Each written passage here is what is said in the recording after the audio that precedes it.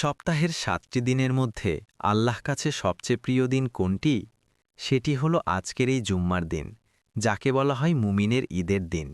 জুম্মার নামাজের ফজিলত সম্পর্কে রাসূলুল্লাহ সাল্লাল্লাহু আলাইহি ওয়াসাল্লাম অসাধারণ কিছু কথা বলে গিয়েছেন। চলুন সংক্ষেপে জেনে নিই। গুনাহ মাফ।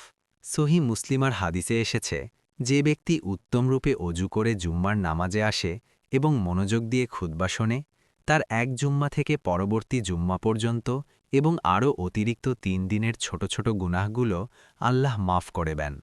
রেফারেন্স: সহিহ মুসলিম, হাদিস ৮৫৭। আপনি যদি জুম্মার আজানের পর আগে আগে মসজিদে যান, তবে আপনি একটি উট কুরবানি করার সমান সওয়াব পেতে পারেন। এরপর যারা যায়, তারা পর্যায়ক্রমে গরু, দুম্বা, মুরগি এবং সবশেষে ডিম সদকা করার সওয়াব পায়। রেফারেন্স: সহিহ বুখারী, হাদিস ৯২৯।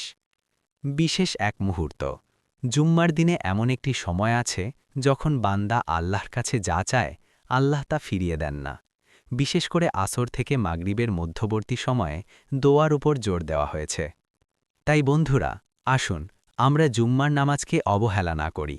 অন্তত খুতবা শুরুর আগেই মসজিদে পৌঁছনোর চেষ্টা করি, কারণ খুতবা শুরু হয়ে গেলে ফেরেশতারা সওয়াব লেখা বন্ধ করে খুতবা শুনতে বসে যান।